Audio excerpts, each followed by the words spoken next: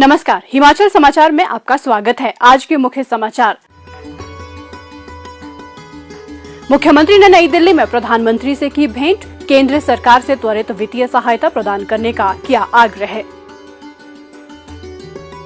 मुख्यमंत्री ने श्री राहुल गांधी की सजा पर रोक के निर्णय का किया स्वागत।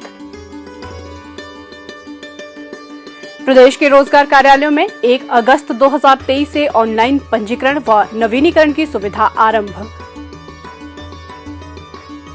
किसानों के जीवन में सफलता के स्वर्णिम बीज बो रहा कृषक प्रशिक्षण केंद्र सुंदरनगर, कौशल संवर्धन से सशक्त बन रहे हिमाचल के किसान।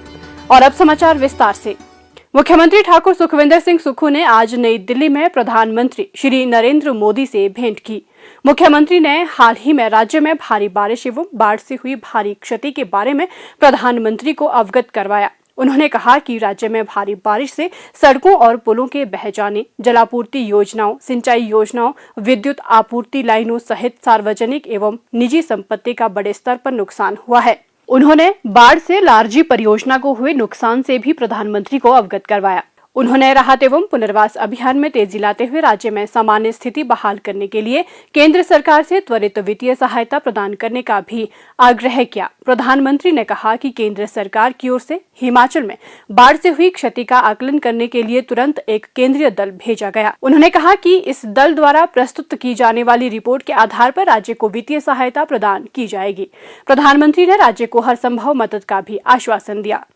मुख्यमंत्री ठाकुर सुखविंदर सिंह सुक्खू ने भारतीय जनता पार्टी के राष्ट्रीय अध्यक्ष श्री जगत प्रकाश नड्डा से भी भेंट की। इस अवसर पर उन्होंने प्रदेश से संबंधित विभिन्न मुद्दों पर चर्चा की और राज्य के विकास एवं उन्नति में उनसे सहयोग का आग्रह किया। श्री जगत प्रकाश नड्डा ने हर संभव सहायता प्रदान करने का आश्वासन दिया।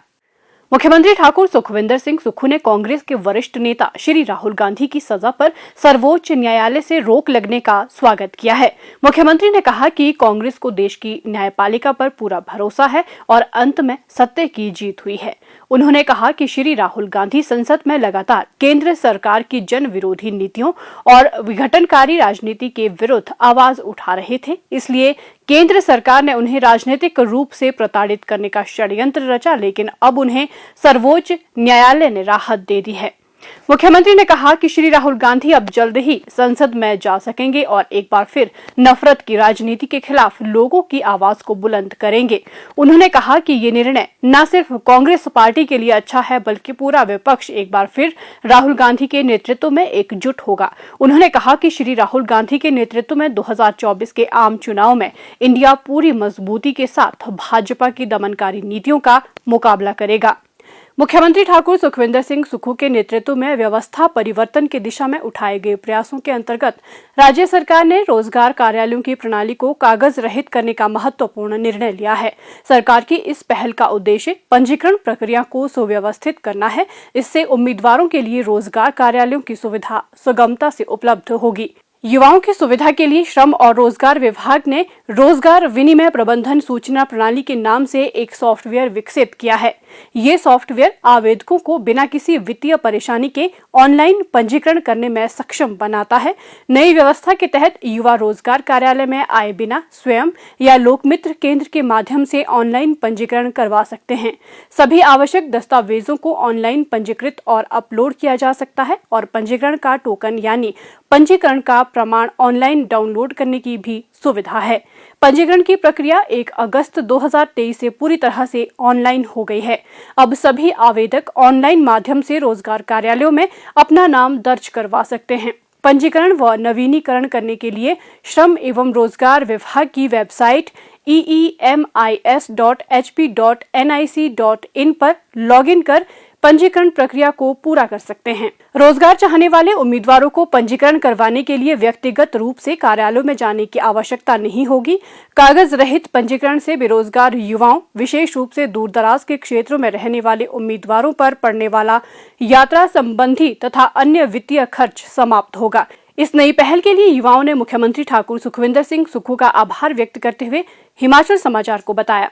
जैसा कि आप सभी को पता था कि पहले हमें एम्प्लॉयमेंट में नाम दर्ज करवाने के लिए घंटे तक लाइन में खड़ा रहना पड़ता है, पर अब सरकार ने अब उसे ऑनलाइन कर दिया है, तो आप उसे अपने घर में से ही अपना नाम दर्ज करवा सकते हैं या उसे अपडेट या रिन्यू करवा सकते हैं। इससे हमारा धन एवं हमारा समय भी बचेगा। इसके लिए मैं हिमाचल सरकार और सुखविंदर सिंह सुक्खू जी को धन्यवाद करना चाहता हूँ। रोजगार कार्यालय में नाम दर्ज करने व नवीनीकरण की प्रक्रिया को प्रदेश सरकार ने 1 अगस्त से ऑनलाइन कर दिया है, जिससे हमें काफ़ी सुविधा हो गई है। अब हमारे समय और पैसे की बचत हो रही है। इसके लिए मैं प्रदेश सरकार व मुख्यमंत्री सुखविंदर सिंह सुक्खू जी का हार्दिक धन्यवाद करती हूँ। अब प्रदेश सरकार ने जो रोजगार कार्यालय में ऑनलाइन पंजीकरण का निर्णय लिया है, उससे हम जैसे बेरोजगारों को बहुत से फायदे होंगे। अब हमें पंजीकरण के लिए कार्यालय के चक्कर नहीं काटना पड़ेंगे। यह प्रक्रिया भी सरल है और हम घर बैठे हुए भी पंजीकरण करवा सकते हैं। हम अपना नाम दर्ज करवा सकते हैं, जिससे हमारे पैसे और हमारे समय दोनों की बचत होगी। तो इसके लिए मैं प्रदेश सरकार और मुख्यमंत्री ठाकुर सुखविंदर सिंह सुक्खू जी का हार्दिक धन्यवाद करती हूँ।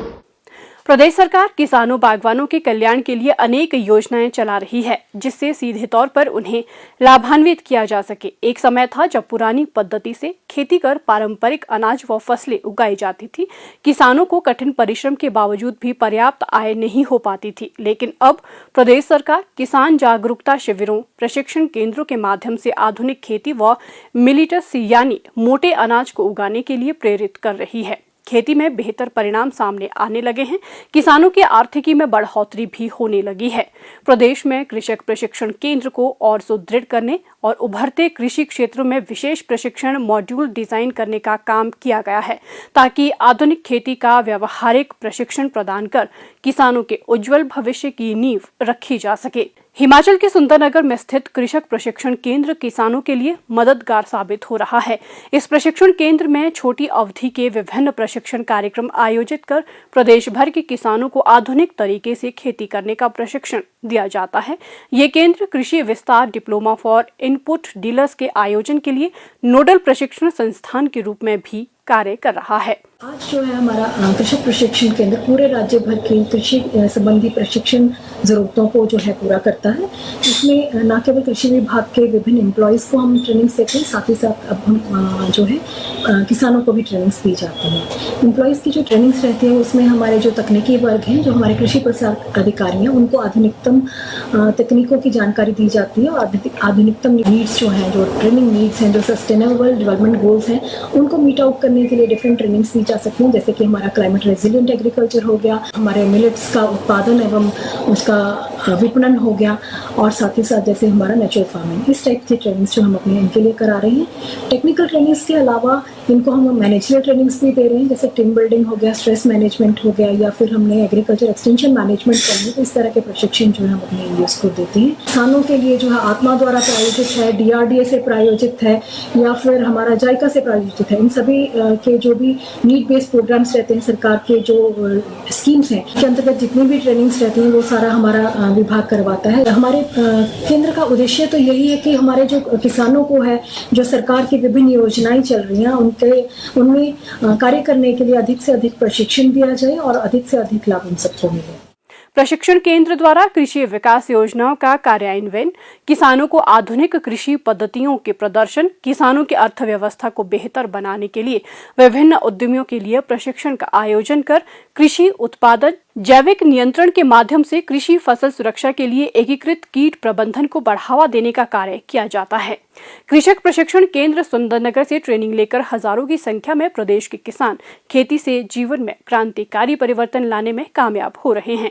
वे सभी एक स्वर में हिमाचल सरकार का धन्यवाद करते हुए कहते हैं कि सुंदरनगर कृषक प्रशिक्षण केंद्र खेती के आधुनिक तरीकों को बढ़ाने के लिए मार्गदर्शन चाहने वाले किसानों के लिए आशा की किरण बन गया है। ये केंद्र प्रगतिशील किसानों के लिए वरदान साबित हो रहा है। यहाँ पर हम जो है सुंदरनगर फार्मिंग ट्रेनिंग सेंटर में आए हुए हैं। यहाँ पर हमारे साथ है चंबा की कृषि सखी है और बिलासपुर डिस्ट्रिक्ट के कृषि सखी है। यहाँ पे हम ट्रेनिंग, मोटे अनाज की ट्रेनिंग लेने के लिए आए हुए हैं। सुंदरनगर में शिक्षण में हर चीज जो प्रैक्टिकल रूप से भी बताई गई। धन्यवाद करती हूँ प्रदेश सरकार का कि हमें हर मतलब यही परीक्षण समय समय पर बार बार हमें ये परीक्षण दिलाते हैं, ताकि मोटे अनाज को लेकर सभी लोग जागरूक हो और हमारे जो कई तरह की बीमारियां हैं उनकी रोकथाम हो सके। हिमाचल समाचार देखने के लिए सब्सक्राइब करें YouTube चैनल हिमाचल समाचार, फॉलो करें Twitter @DPRHP, लाइक करें Facebook page information and public relations department Himachal Pradesh. Visit करें वेबसाइट www.himachalpr.gov.in। इस अंक में इतना ही। कल फिर होगी मुलाकात। दीजिए इजाजत। नमस्कार।